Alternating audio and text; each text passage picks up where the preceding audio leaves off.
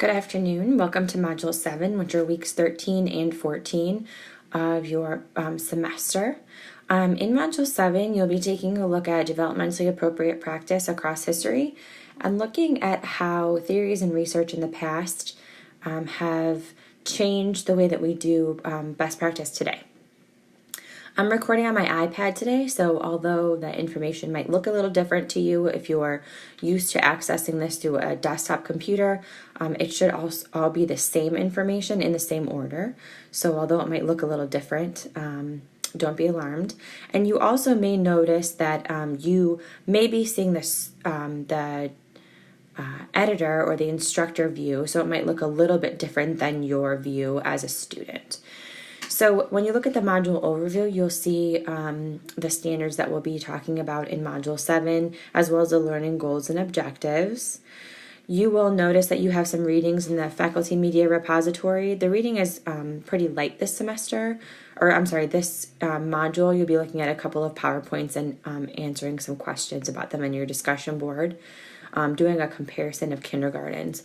Your first post is due on the first Friday of the module.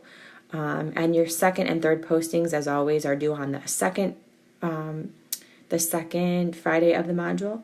You'll also notice that your APEAK assignment is due the second Friday of your module in Module 7. If you have not already started that assignment, please do so as soon as possible.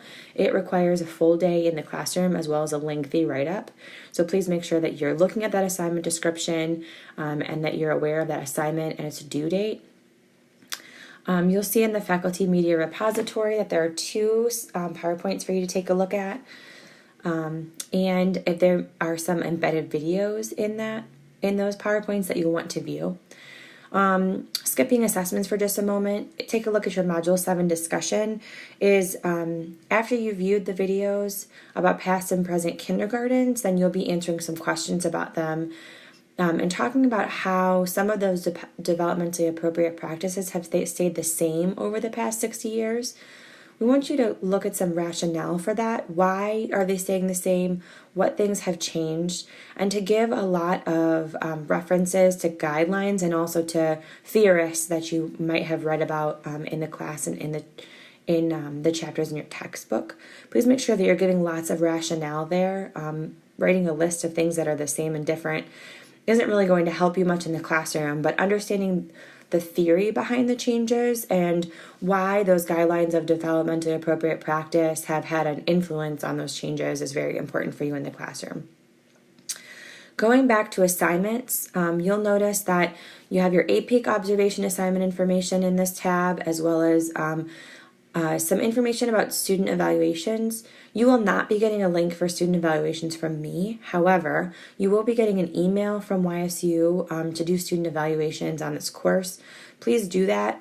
They do share your feedback with me after the course is over, and it gives me some insight into what you're thinking, as well as some things I need to change in the course. And you may be aware that there's some changes from last semester to this semester.